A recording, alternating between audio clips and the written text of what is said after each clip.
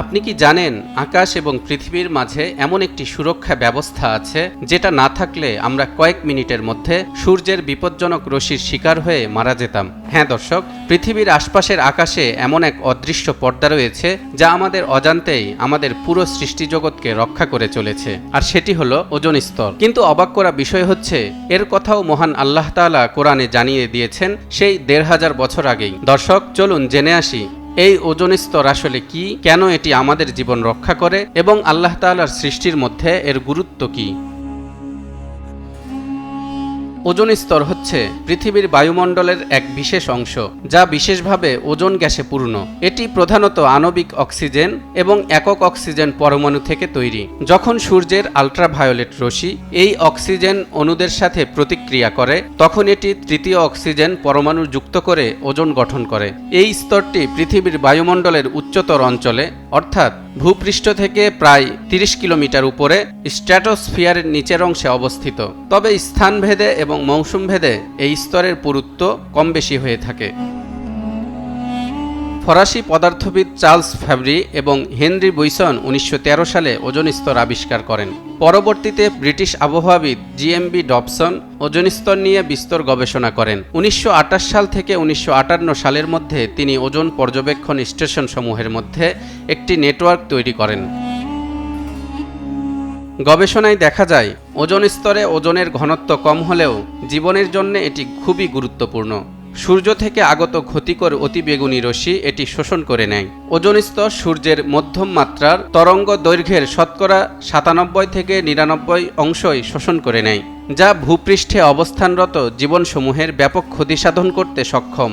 মধ্যম তরঙ্গ দৈর্ঘ্যের সূর্যের এই অতিবেগুনি রশ্মি মানবদেহের ত্বক এমনকি হাড়ের ক্যান্সার সহ অন্যান্য মারাত্মক ব্যাধি সৃষ্টি করতে সক্ষম। এই ক্ষতিকর রশ্মি পৃথিবীর জীবজগতের সকল প্রাণের প্রতি তীব্র হুমকি স্বরূপ। বায়ুমণ্ডলের ওজোন স্তর প্রতিনিয়তই এই মারাত্মক ক্ষতিকর অতিবেগুনি রশ্মিগুলোকে প্রতিহত করে পৃথিবীর প্রাণীকুলকে রক্ষা করে চলেছে।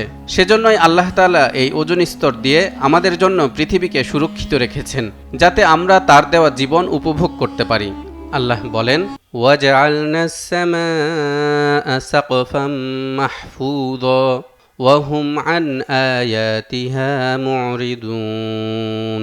আমি আকাশকে সুরক্ষিত ছাদ করেছি, অথচ তারা আমার আকাশস্থ নিদর্শনাবলী থেকে মুখ ফিরিয়ে রাখে। মানবজাতির জন্য গুরুত্বপূর্ণ এই রক্ষা কবচটিও আজ হুমকির মুখে, তাও আমাদের নিজেদের কারণে। বিশ্বব্যাপী জলবায়ু পরিবর্তন, পরিবেশ দূষণ, প্লাস্টিক বর্জ্য এবং অন্যান্য মানবসৃষ্ট সমস্যাগুলি ওজোন স্তরকে ক্ষতিগ্রস্ত করছে আশঙ্কাজনকভাবে।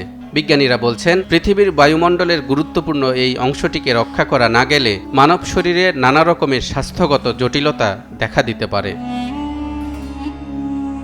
ওজোন স্তর আমাদের প্রকৃতিরই একটি অংশ, আর ইসলামে প্রকৃতির প্রতি মানুষের দায়িত্ব অত্যন্ত স্পষ্টভাবে নির্ধারিত। কোরআন এবং হাদিসের বহু জায়গায় আল্লাহ তাআলা তার সৃষ্টি সম্পর্কে বলেছেন এবং আমাদের প্রতি নির্দেশনা দিয়েছেন যেন আমরা সেগুলোর সঠিক ব্যবহার করি। ইরশাদ হচ্ছে, হুয়াল্লাযী খালাকা লাকুম মা ফিল আরদি জামিআ।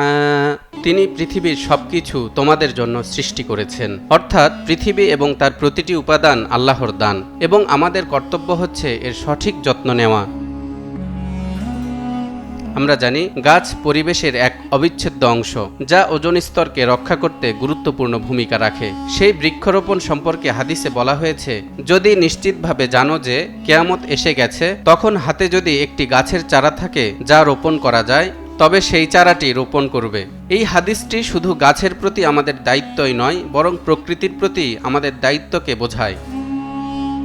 মহান আল্লাহর প্রতিটি সৃষ্টির পেছনেই রয়েছে এক মহৎ উদ্দেশ্য। তেমনি আকাশের ওজোন স্তর আল্লাহর এমন এক সৃষ্টি যা আমাদেরকে সূর্যের ক্ষতিকর আলো থেকে সুরক্ষা দেয়। আমাদের উচিত এটিকে রক্ষা করার জন্য যথাযথ চেষ্টা করা। এক্ষেত্রে কোরআন এবং হাদিসে যেসব নির্দেশনা রয়েছে তা অনুসরণ করলে আমরা শুধু আমাদের নিজেদের জীবনকেই রক্ষা করব না, বরং পরবর্তী প্রজন্মের জন্য একটি সুরক্ষিত পৃথিবী রেখে যেতে পারব। আল্লাহ তাআলা আমাদের দৃষ্টিভঙ্গি পরিবর্তন করে পৃথিবী ও সৃষ্টির প্রতি সচেতন করে দুনিয়া ও আখিরাতে সফলতা দান করুন। তালহা ইবনে রেজা, নিউজ 24।